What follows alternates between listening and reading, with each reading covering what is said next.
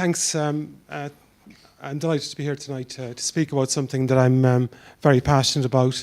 I'd just like to thank the organisers for an opportunity to come here tonight. It's my first time to Ignite, so it's a great experience, and it's going to be very hard to follow on from Jules' inspiration story. So I'm ready to start. So the title of my talk is Believe in Something, and the title comes from this quote from Gandhi. And I've been very interested for a number of years in what you believe in, how that links to how you live your life. And from what I actually believe in, I believe that design must take responsibility for its environmental social impact. This sort of belief came for a number of reasons, but particularly I had a chance meeting with a chemistry lecturer back in 1988. And from then, I've started taking that belief forward. So what I'm interested in is the belief that, we'll say from a belief, you have to bring about a desired change.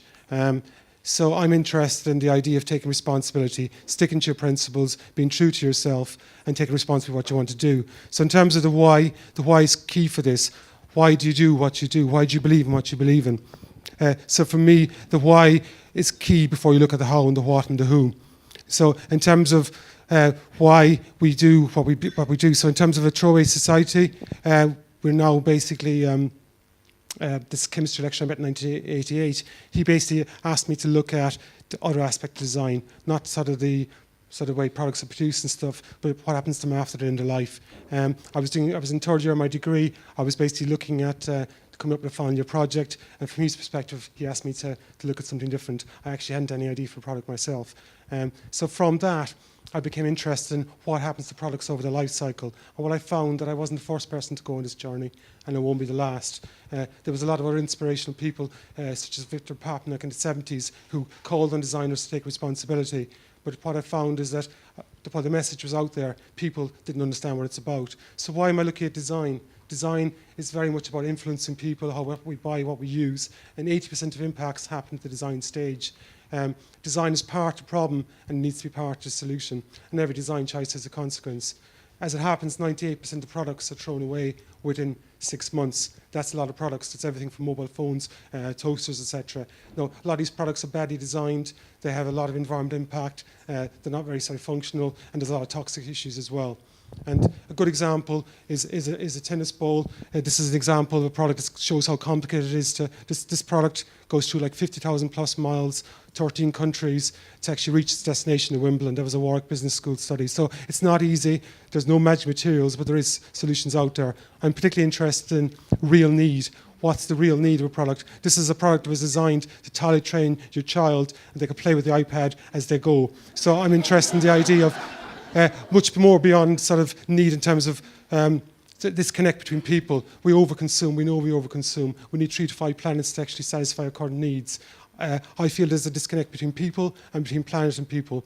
I feel we need to actually address that and go away from our conditioning to consume. So what have I done about it? I've been interested in this all my career, and what I found by believing in something very, very strongly, I found it much easier for me to say no, to change, be willing to make failures and stuff, because I've got nothing to lose. I've got my beliefs, so I've changed a lot, made decisions. I was fortunate enough to work with a Japanese company for 4 years. I learned a lot about design. I also worked a lot with Apple computers at the time. That gave me the background I needed to talk about this issue, but I felt it wasn't enough. So from that, I was keen to develop my knowledge. I came to Wales in 1995.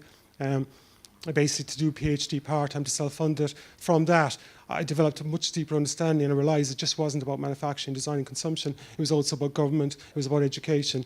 And from that, I began to perceive bad design as a social crime. I found that policy was incentivizing bad design, but I also found that education were producing irresponsible designers. And for me, this had to change. So back in 2006, I decided to do something about it.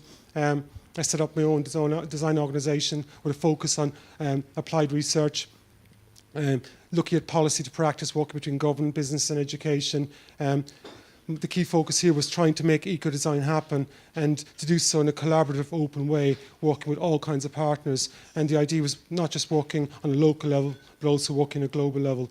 So that's been my sort of passion, my drive for the last number of years. I've given everything I could into it. But as in my previous elements of my career, it always comes a point where I feel I need to change again. I think it's important to rip it up and start again. And for me, I felt I'd gone as far as I could. It was 7 years giving everything. We'd achieved a lot, but I felt that I needed to come at it at a different angle, and that's where I am at the moment. It's important to believe in something, in terms of, if you believe in something, it gives you the confidence to change things, and it gives you the confidence to start all over again, because, like I said, you've got nothing to lose.